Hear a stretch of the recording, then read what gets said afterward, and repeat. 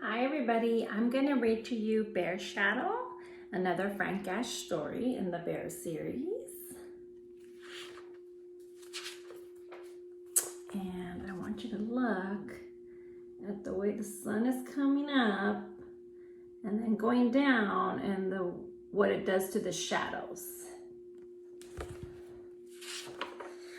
One day, Bear went down to the pond with his fishing pole and with a big can of worms. While he was putting a worm on his hook, he looked down and saw a big fish. I'm going to catch that fish, thought Bear to himself.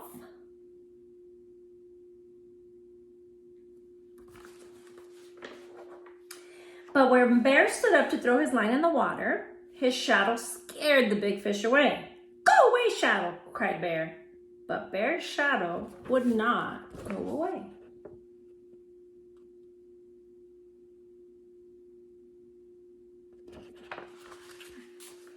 So if we say go away to our shadow, will it go away? That's silly. Okay, said Bear. If you won't go on your own, then I'll just have to get rid of you.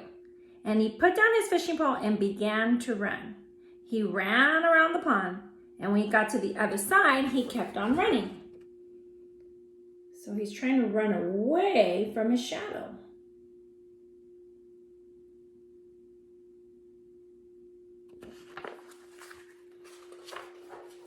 He ran through a field of flowers, jumped over a brook, and hid behind a tree.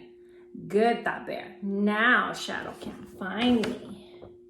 So he's hiding from his shadow in the tree's shadow.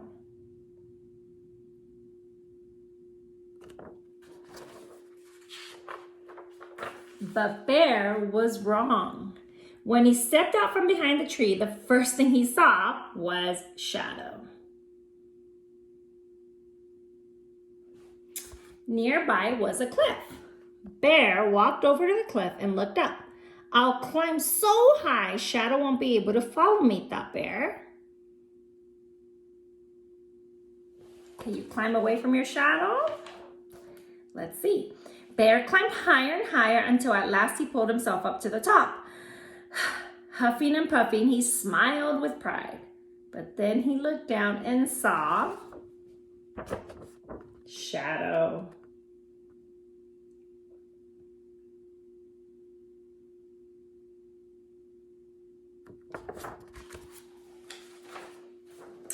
Now, Bear was very annoyed. So he went home and got a hammer and some nails so he could nail his shadow to the ground. He hammered and hammered and hammered, but no matter how many nails he hammered, he couldn't nail his shadow down.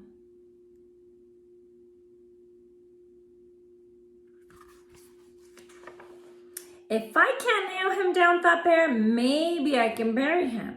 So he got his shovel and dug a hole. When the hole was deep and wide, he let his shadow fall into the hole. So he's walking right up to the hole and the shadow's falling in there. Then Bear filled the hole with dirt. When he was finished, it was almost noon. The sun is now high in the sky, and Shadow was nowhere to be seen. At last, sighed Bear, no more shadow. And that's because the sun is directly overhead. But now Bear was very tired. So he went inside and took a little nap.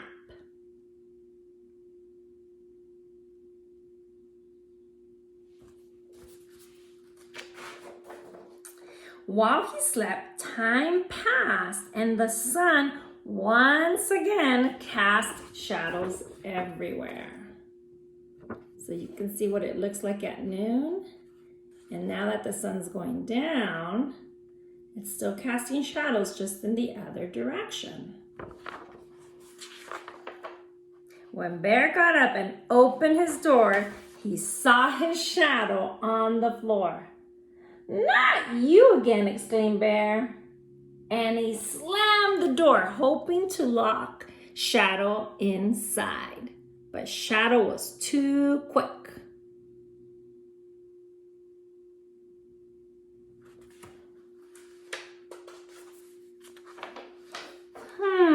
Sighed Bear. How about this? If you let me catch a fish, I'll let you catch one too. Nod your head like this if it's a deal. So when Bear nodded his head, the Shadow nodded too.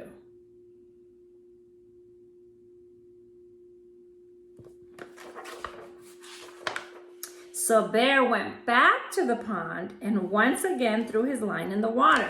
But this time the sun was in a different part of the sky, which made it easy for Shadow to keep his part of the deal. See how the shadow is now being casted behind the bear and not into the water. So when Bear caught that big fish, Shadow caught one too.